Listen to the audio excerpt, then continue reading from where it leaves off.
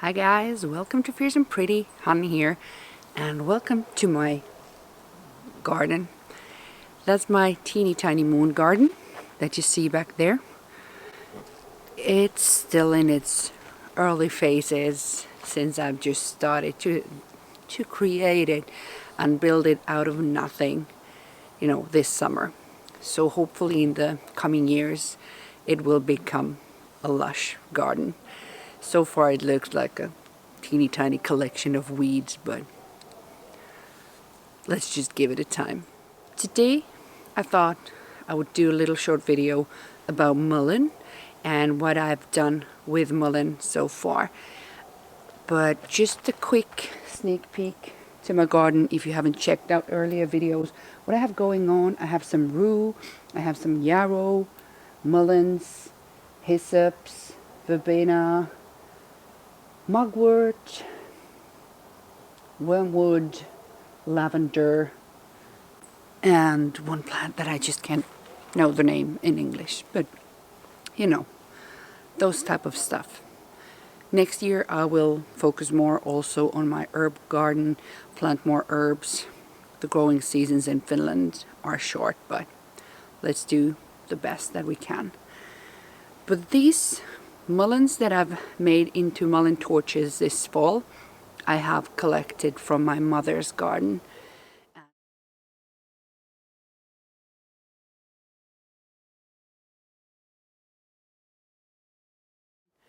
And in my mother's garden, these grow as weeds. They have just come in there. But since mullein is such a beautiful flower, it blooms a long time with these beautiful teeny tiny yellow flowers that keep on coming out on different days. So it keeps on bringing every day. But in Finnish, this is called, if I would translate it into English, it's called the fire flower of Ukon. And Ukon is the old supreme god of the heavens. It's like the Finnish version, kind of like Thor, the god of thunder, the god of heavens. And this mullein is his fire flower. And of course, in many cultures, also in Finland, back in the day, people used to collect these. This is just a teeny tiny example of one mullein flower. Normally they are like this tall or even taller. And people used to collect those in the fall, dip it in some sort of grease and make torches out of them.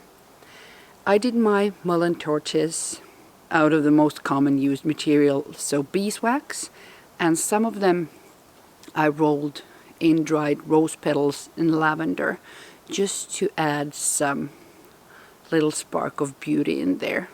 But the things that I've learned making mullein torches, number one, they tend to shed a lot of seeds. So be sure to put some sort of paper or towel or whatever beneath the dried flower sticks before you start your process, because you're gonna have those teeny tiny black seeds all over the place. And what I did with the seeds that came out, they were in the bag where I transferred the flowers from my mom's garden way back to my home.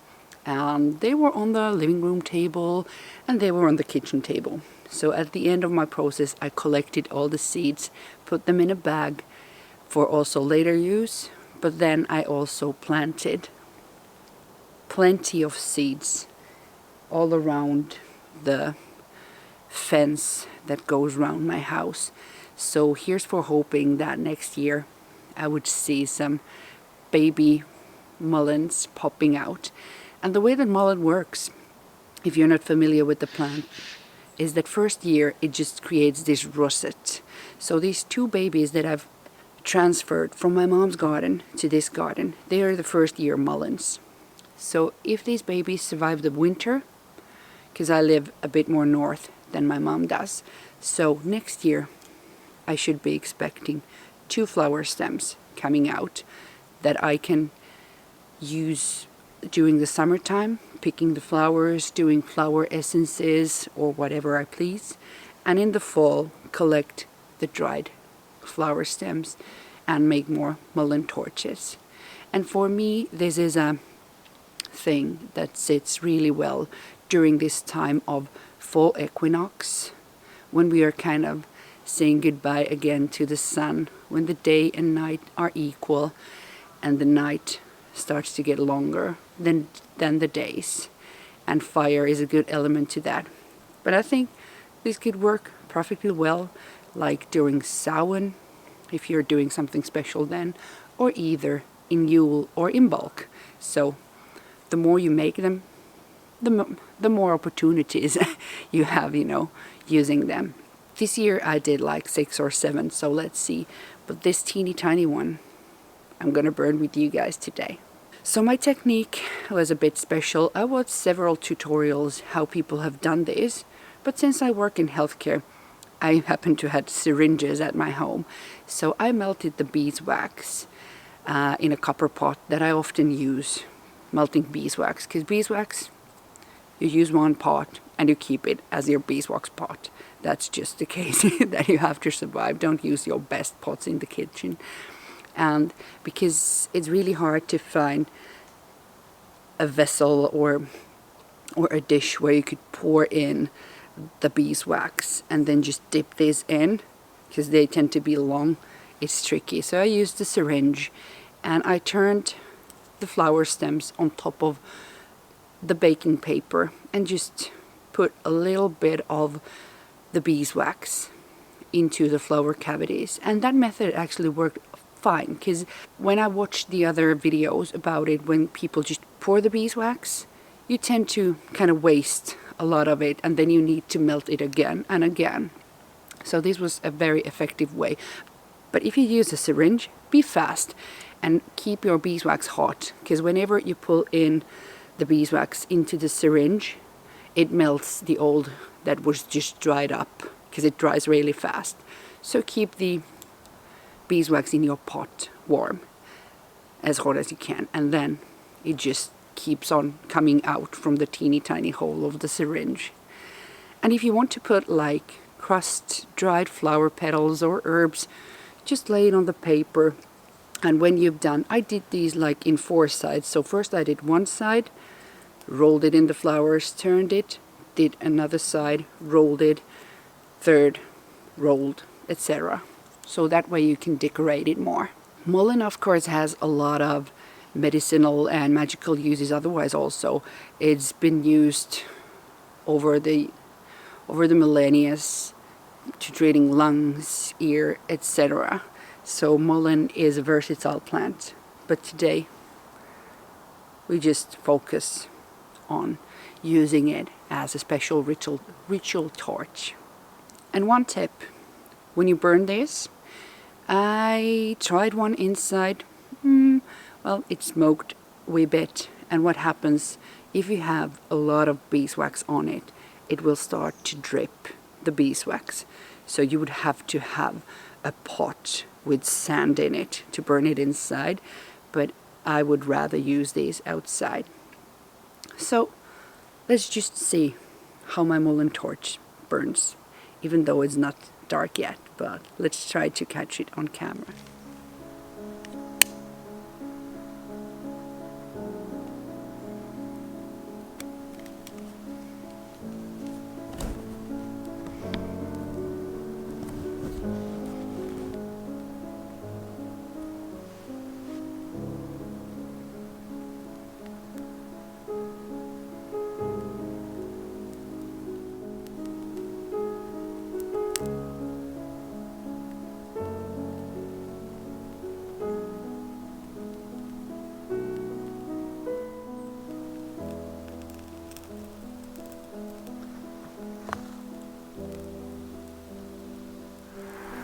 Oh, and also one tip about the amount of beeswax.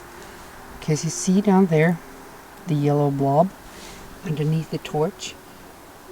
This one had the thickest coat of the beeswax out of those torches that I made.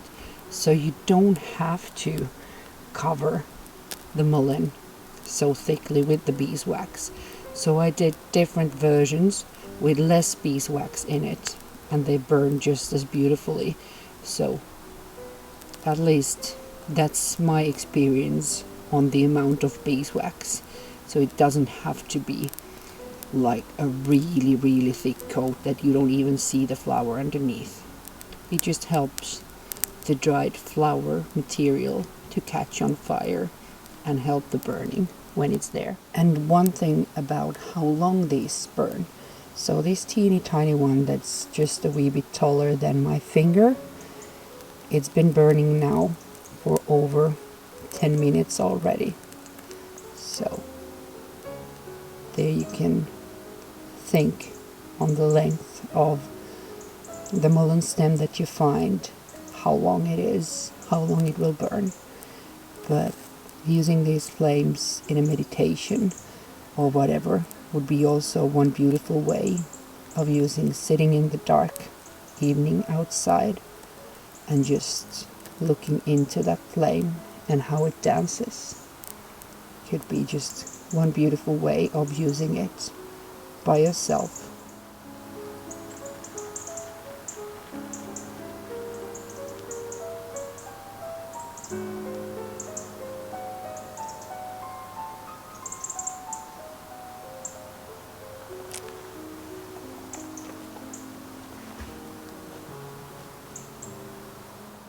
So this was all about the mullein torches, or Ukon Tulikukka, and Ukon Tulikukka soihtu, as I would say it in Finnish. So until next time. Bye guys.